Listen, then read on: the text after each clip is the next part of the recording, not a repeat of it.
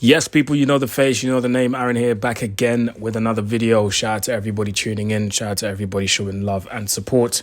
It's always appreciated, man. Always appreciated. And yeah, man, you guys already know what's going on. Yeah, listen, if you want to support this channel, I lost my train of thought for a moment. But yeah, if you want to support this channel, you know what to do. Like, share, comment, subscribe. All of these good things. It's road to 14K. We're closing in on 13.8 if I'm not wrong. So listen, if you haven't subscribed yet, please do so because you're helping the channel massively. Anyway, let's talk some Premier League action, shall we?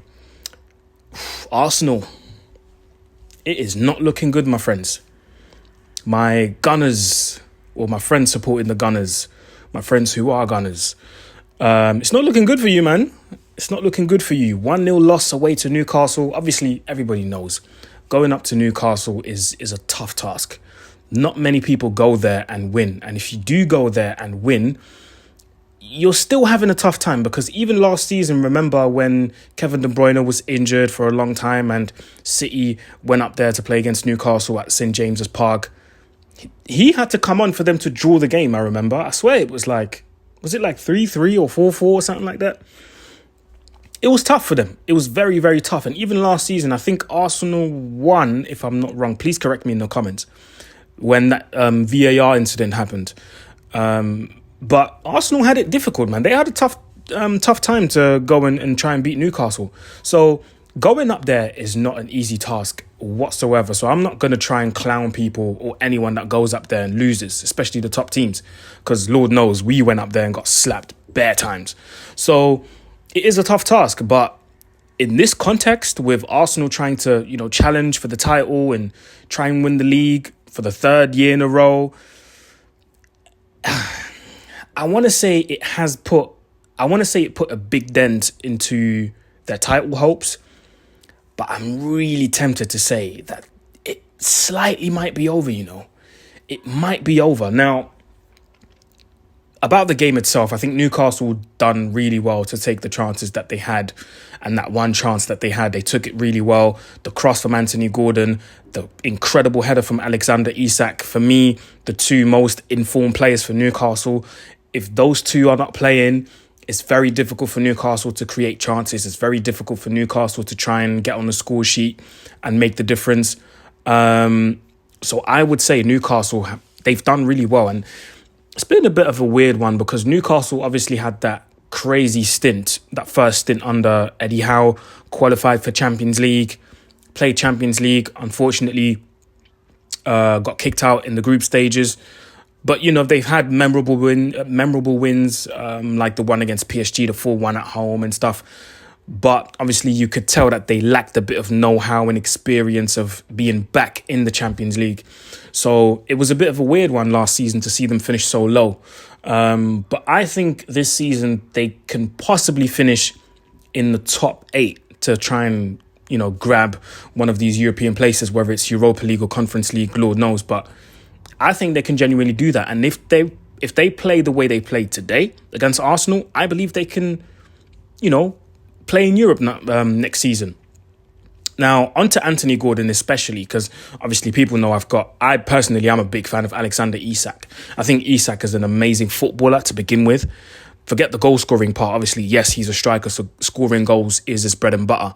But as a footballer, what a joy to watch, man. Alexander Isak, tall, lanky, but he's got massive tech. And you would think because of his lanky and tall build, and he's quite skinny as well, if you like. He's not the most muscular. He's not the most henge guy. But bro, the man's got feet, bro. He has got incredible feet. Techers galore, bro. And he can finish. He knows how to finish. That cross from Anthony Gordon was inch perfect onto his head, back of the net, 1-0, job done. Do you know what I mean? And I've got to give credit to Anthony Gordon as well. I won't lie. When he was at Everton, I barely paid attention to him. But when he moved to Newcastle, the first thing that sparked my interest was, why is Newcastle spending that much money at the time. Obviously, now it's justified. But why are Newcastle spending that much money on Anthony Gordon? Like, I didn't really see why, or I didn't really see the reason, or do you know what I mean? I really failed to understand why they spent money on Anthony Gordon. Boy, he has proved me wrong, because the guy is on absolute fire. He's been playing so well since he joined the club, been putting in goals, assists, contributing. And Anthony Gordon looks like a player. Even made the England squad, went to the Euros. And yeah, Anthony Gordon, bro, fully deserved that number 10, fully deserved that new contract that he signed at Newcastle. He's a baller. He's an absolute baller. And I'll tell you what, if he carries on his form the way he's carrying it on right now, one of the big boys will come knocking on the door, man. I won't lie. And no disrespect to Newcastle. I'm not saying they're not one of the big boys, but traditionally the top six, you know who they are. One of the big boys will come knocking on the door, man. And it won't be long. I reckon next summer, some of the clubs will come knocking already. If not, the summer after that, 2026. But I've got to give credit to Anthony Gordon, man. What a baller. What a performance from Newcastle. It was just enough for them to get it over the line and to get the 3 points. Now, on to Arsenal. Like I said, man, it's not looking good for my friends down south. It's not looking good, man. 8 points behind Man City now, because obviously Man City lost. Is it 6 points? I think it's still 6 points. I was going to say, I said 8 because I assumed Man City were going to win, but Lord knows. They lost their game as well against Bournemouth, so we're going to have to talk about that. They are now, I'm just checking quickly, people. 1 second. Why is my app not working? There it is. Okay, cool. 7 points. 7 points behind Manchester City. And yeah, it's not looking good, man. That's the bottom line for me. Like I said at the beginning of the video, I'm tempted to say that the title race is over. I'm really, really tempted to say it. But obviously the season's still long. There's still a lot of games to play, so we can't really judge so early. But it is looking like Arsenal they've hit a wall. They've hit a wall. They've not really improved in terms of the way they play. They've not really improved in terms of the personnel. In my opinion, they haven't really improved. And in terms of the mentality, they haven't improved. And I'll tell you why. The mentality part, Arsenal, I think they've had as many red cards already as they have in the past season or something like that. In terms of the way they play. In defense, no issues whatsoever, because I believe they're one of the best defensive teams in the league. But when it comes to scoring goals and creating, they've hit a wall, man.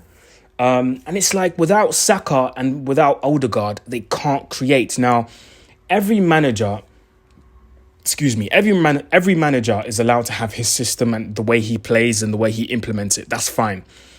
But it can't be that Arsenal are this title contender and challenging for the title rather, and trying to win this trophy. It can't be that as soon as 1 or 2 players are out, all of a sudden, the whole plan just crumbles. Odegaard's out. Now, all of a sudden, Arsenal can't create. Saka was injured. All of a sudden, Arsenal can't score. And I'm sorry, with all due respect to Havertz, because he's German like I am, I don't really think he's the gunman that Arsenal need. And I've said it before, and it brings me to the third point in terms of personnel, because I said mentality, they've hit a wall. Personnel-wise, they've hit a wall. Gameplay-wise, they've hit a wall. Personnel. I put it down to the transfer window. The reason why Arsenal they're stagnating. They've stagnated, man. I don't think Arsenal this season are any better than they were last season, than they were in the first season where they challenged for the title. I think that they're stagnating, bro. In terms of personnel, I've been banging on about the fact that Arsenal need a proper number 9. Because creation-wise, that's not the issue. Even though sometimes it can be a bit iffy, but that's not the issue. You need a proper number 9 to finish those chances. You need that number 9. And I'm gonna say what Patrice Evra said on the 5 thing with Rio and Joel Bayer. He was like, "You're telling me that Galatasaray." Let me say this again. You're telling me that Galatasaray was able to get Osimhen on loan, but Arsenal can't. Like, I just don't understand even this whole issue with Ivan Toney. His ego doesn't fit with the team. Arteta's going to clash heads with... Brother, you need goals. And right now, you're starving. You're starving. Havertz is not the one. I'm sorry. Jesus, you guys believed he was the glue. Clearly, he's not. Clearly, he's not. So you need someone that's going to be up there and finish the chances and just bang in goals, bro. That's what you need. You need a certified gunman. And Osimhen was that. You could have gone in for Gyökeres. You could have gone in for Ivan Toney. Today, you're reaping the fruits of what you sowed in the summer. The summer transfer window is where it all went wrong for Arsenal. You can't tell me that you're this self-proclaimed title contender. You're a self-proclaimed title contender. And in the summer, you go and buy Mikel Merino, towards deadline day, Calafiori, and who else did they get? I can't remember who else they got, but it might be someone else, but maybe I forgot. That's not enough. I'm sorry. It is not enough. You should have strengthened the squad significantly. And boy, now you're looking crazy because as much as Eddie Nketiah wasn't the certified gunman that you needed, but he was an option. Fabio Vieira, he was an option. Now you're left with people. You're looking for a goal now, and you're having to bring on Zinchenko to look for a goal. That is embarrassing for Arsenal. Bro, if that was me, if I was an Arsenal fan, I'd be fuming. I would be absolutely fuming. To bring on Zinchenko when you're looking for a goal to equalise. Now you're 7 points behind Man City. It's looking peak, man. It's looking peak. And Arteta, Edu, the board members, and majority of Arsenal fans that were saying that the transfer window in the summer was a 7 out of 10, 8 out of 10. You don't need to sit down and go back to the drawing board, man. You need to go back to the drawing board because right now it's looking peak. And if I'm not wrong, next week you are playing against... I'll check that right now. Arsenal are playing against Inter Milan in the Champions League, which is not going to be easy. Inter Milan away, good luck, man. Good luck. And then you've got Chelsea on Sunday, away. Oh, my Lord. Hey, and then Forest. Forest is the next game. Hey, this month of November might be peak for Arsenal, you know. And then you got Sporting away. Well, by then, I think it will be here. What's his name? Amorim will be at Manchester United. But still, bro, it's looking peak for Arsenal, man. It's looking peak. But listen, let me know what you think in the comment section below, man. Maybe you guys have a different opinion. Maybe you guys have a different view on it. But yeah, let me know in the comment section. I think it's looking incredibly peak for Arsenal. Because you're gonna have to go up against a Man City who, in my opinion, yes, they're losing games right now. They lost against Bournemouth, but let's be real. They did that last season. But when it came to that business end of the season, Feb, March, all the way to May, you know exactly what Man City do. They go on an incredible run of like 10 plus games. They go unbeaten and then they win the league. That's what they do. And we know that that's coming. We know it's coming. Bro, Kevin De Bruyne is not even back yet. He's not even back yet. So, listen, Arsenal, yeah, hey, it's looking peak for you, man. But let me know what you think in the comment section below, guys. It's road to 14K still. Shout out to everybody always showing love and support. I appreciate every single one of you. Like, share, subscribe. You know what to do. And I'll see you soon. Peace.